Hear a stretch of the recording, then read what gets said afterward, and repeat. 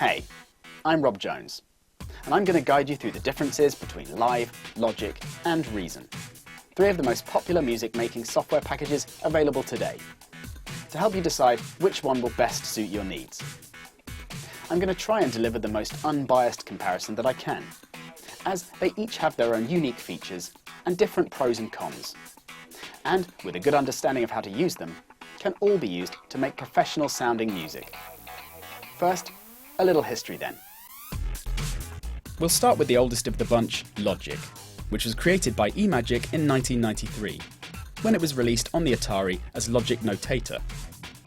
It's obviously evolved a lot since then, with the supported operating systems also changing a number of times over the years, most noticeably when Apple bought Logic in 2002, when they discontinued support for the Windows version.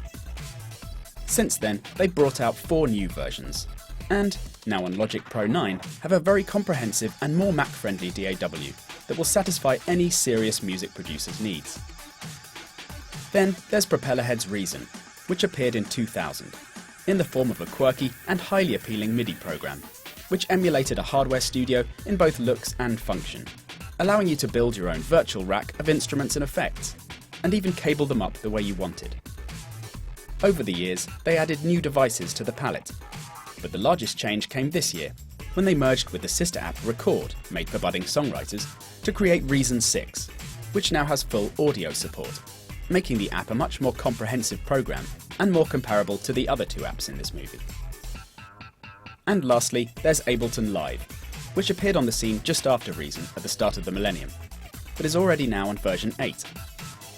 Its initial key feature was the session view grid, where any audio could be dragged into slots and instantly warped and played in various combinations in a non-real-time way, making it ideal for a performance situation.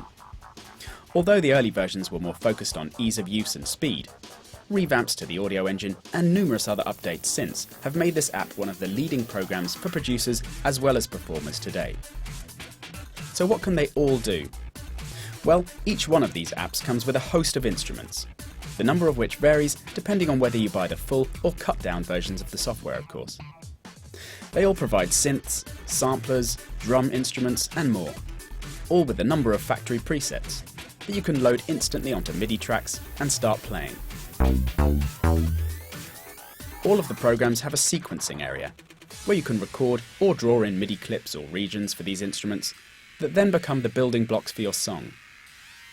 If you'd rather record parts instead of sequence them, then you can lay down vocal or instrumental passages by recording them into audio tracks, where they can be edited by shifting around the segments of audio, or even changing the timing of individual parts, with all these 3 programs having a built-in time-stretching facility, where the audio waveforms can literally be dragged to the beat to get the timing right. All 3 programs also have comprehensive mixers, where you can balance your tracks and apply various effects to them. So what are the differences between the apps then? Well, for starters, unlike Live and Logic, Reason has never been thought of as a true DAW, or digital audio workstation. This is largely because, until recently, it's only been a MIDI program, but also because it doesn't support any third-party software, so allow any external plug-in instruments or effects to be used with it, whereas the other 2 apps do. That said, the instruments and effects that it comes with are all excellent, and there's an extensive list, which all have great support from companies like Loopmasters with regard to additional presets that you can buy. There are 2 drum samplers on offer: Redrum, an 808 style device with an onboard sequencer for programming beats, and the mighty Kong, which is a really cool MPC style drum instrument, which allows synthesizing as well as sampling of drums, with some nice onboard effects processing too. Although more advanced processing of drums on the main mixer or with the other Reason effects does require some trickier patching to set up. Logic's drum instrument, Ultrabeat, is one of my favourites. It offers even more comprehensive drum synthesizing and sampling capabilities, also with an onboard sequencer, which allows beat programming and even automating of drum parameters. These drums can also be processed individually with external Logic effects, although it does require you to set up auxiliary channels on the main mixer. Live offers drum racks, which may not be the winner in terms of creating your own drum sounds, but are the best in terms of speed and ease of use, as is the way with much of Live.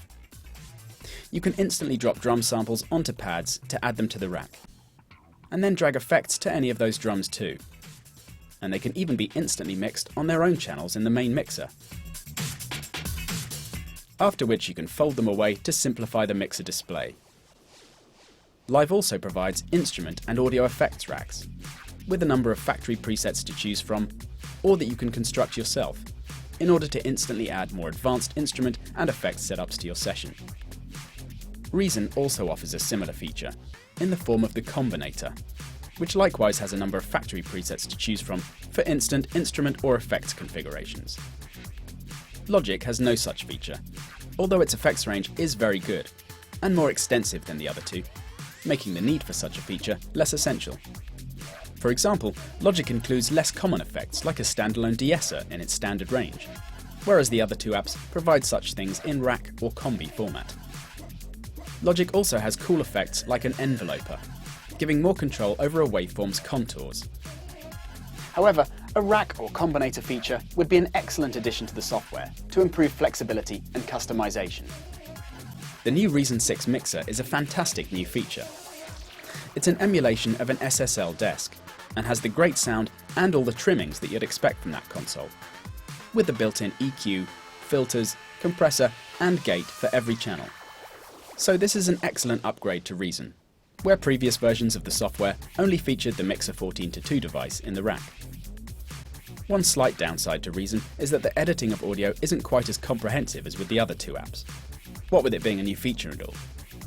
But, like Logic, it does feature an easy-to-use comping facility for slicing together bits from different takes of a looped recording. Although Live doesn't have that particular feature, it's certainly not short on USPs, with the grid, or session view mode, being a massive plus, both in the studio as well as on the road.